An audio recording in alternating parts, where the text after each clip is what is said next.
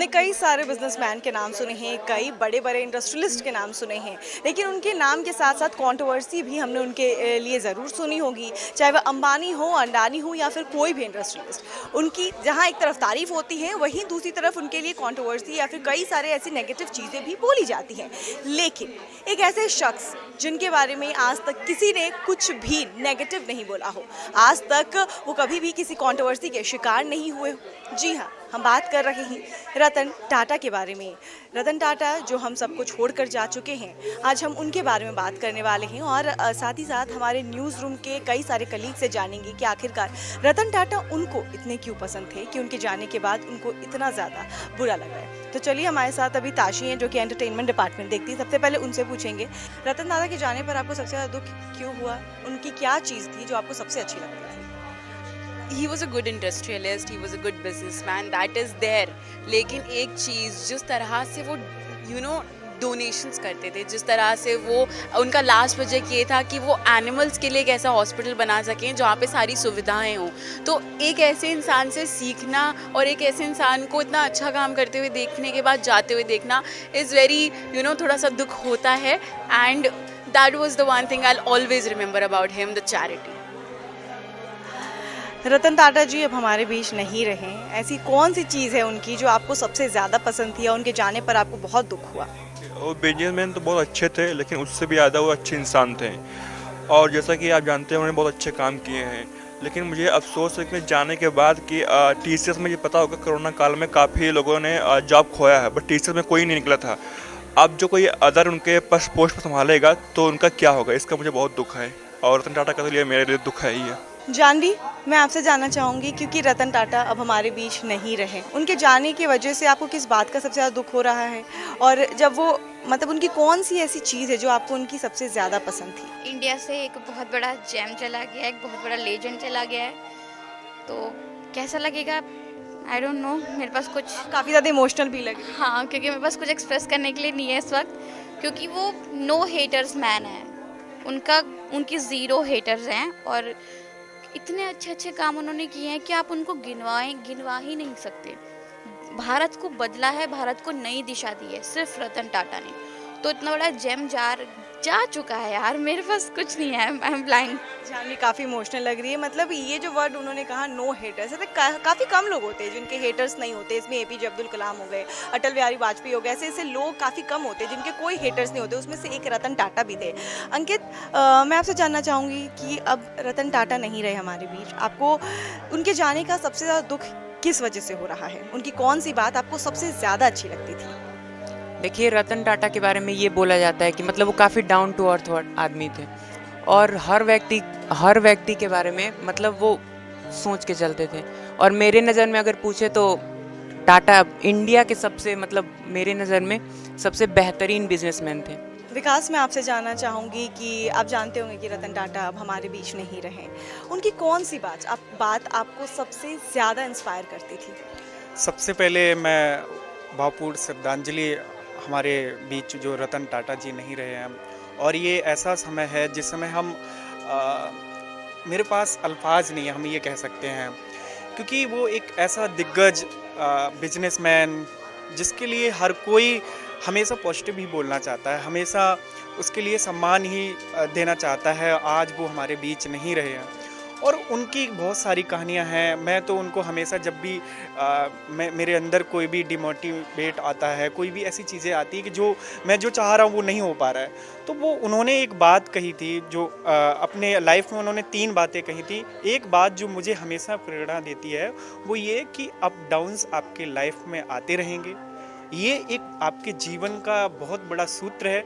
सीधी line उन्होंने बताया था कि ईसीजी की जो लाइन होती है वो सीधी होती है, उसका मतलब ये होता है कि वो अब इस दुनिया में नहीं है। तो ज़िंदगी में जब ईसीजी के साथ अप डाउन्स जुड़े हुए हैं तो आपके जीवन में भी अप डाउन्स ज़रूर होने चाहिए।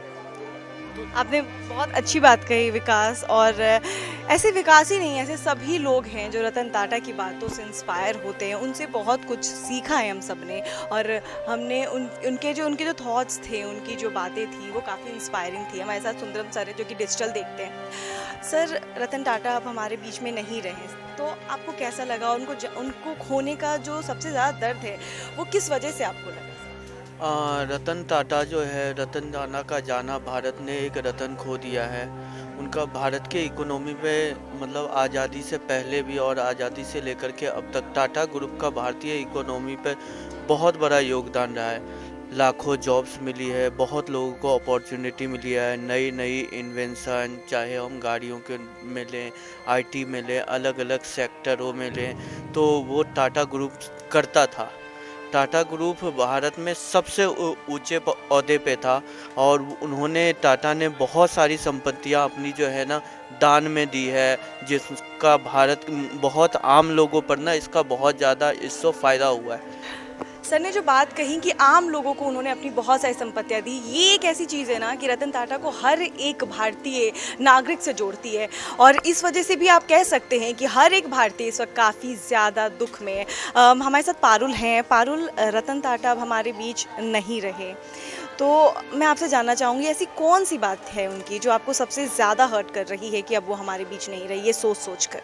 सबसे पहले जब मैं मॉर्निंग में उठी, सबसे पहली न्यूज़ मैंने ये देखी तो मुझे बहुत ज़्यादा दुख हुआ ये सोच कर कि वो इतने बड़े लेजेंड थे। He is a successful businessman, he is a good human being. उनकी जो पर्सनालिटी वो बहुत ही काइंड थी, he is a hard working. उन्होंने रतन टाटा ग्रुप ने, रतन टाटा का हर प्रोडक्ट हर किसी के घर में है उस, तो मुझे बहुत ज़्यादा शॉकिंग लगा और मुझे ये उम्मीद नहीं थी कि वो चले जाएंगे, but all together he is a good human being. And उन्होंने सोसाइटी के लिए, उन्होंने हमेशा अपनी कंपनी, लोग बिजनेसमैन होते हैं ना, वो हमेशा अपनी कंपनी को बढ़ाने के लिए सोचते हैं। वो चाहते, वो उनका ये था कि सबका साथ सबका विकास हो। उन्होंने अपनी कंपनी को बढ़ाया, अपने एम्प्लॉयज़ को बढ़ाया, उन्होंने देश को आगे बढ़ाया। उन्होंने कोविड में इतना सब कुछ किया सबके लिए एंड हमेशा उन्होंने बिलीव किया कि सफलता जो है वो अपनी नहीं होनी चाहिए, सोसाइटी की भी होनी चाहिए। सबको साथ लेके चलना, उनका विकास करना, that's called success according to him. Parul ने बहुत अच्छी बात कही। ये जो उनकी सोच थी सबको साथ लेकर चलना, कहीं ना कहीं ये सबके दिल को छूती थी। अरुणी, मैं आपसे जानना चाहूँगी कि आप जानते होंगे कि अब रतन टाटा जी जो है हमारे बीच नहीं रहे, तो उनकी कौन सी बात थी जो आपको सबसे ज़्यादा इंस्पायर करती थी? वो तो सबसे पहले तो उनको नमन है कि वो हमारे देश के लिए बहुत कुछ किए हैं और सबसे बड़ा प्राउड आता है ना कि वो हमारे तरफ से आते हैं। वो झारखंड से आते हैं जो कि पहले बिहार का हिस्सा था, तो इस बेसिस पे भी बहुत प्राउड फील होता है। और उन्होंने जैसे सब लोग बता रहे हैं और वैसे थे वो कि वो उद्योगपति से ज़्यादा वो व्यक्तिगत जीवन में ज़्यादा समाज के लिए क्या, देश के लिए क्या, उन्होंने देश के लिए बहुत सारे योगदान दिए। मुझे ऐसा लगता है कि आज के जो उद्योगपति हैं उन्हें उनसे सीख लेके सिर्फ अपने काम धंधे को लेके ही नहीं चलना चाहिए, समाज के लोगों के बारे में भी सोचना चाहिए। जो तबका बहुत चीज़ों से वंचित रहता है उसको उन्होंने बहुत हेल्प करा है, तो आज के भी उद्योगपति जो हैं उनसे सीख लेनी चाहिए। हमारे साथ मानसी हैं। मानसी, आपने सुबह से कई सारी खबरें अपलोड की होंगी रतन टाटा जी को लेकर। आपको सबसे ज़्यादा दुख उनके जाने का क्या हो रहा है? कौन सी बात है उनकी जो आपको सबसे ज़्यादा दुखी कर रही है कि वो नहीं रहे हमारे बीच? मतलब सबसे ज़्यादा दुखी मुझे यही बात कर रही है कि मतलब रतन टाटा जी जो थे, मतलब वो इतने अमीर थे, उनके पास इतनी दौलत थी, लेकिन वो बहुत साधारण सा जीवन जीते थे और हमेशा अपने लिए ना सोच के औरों की सोचते थे और गरीबों की बहुत मदद करते थे।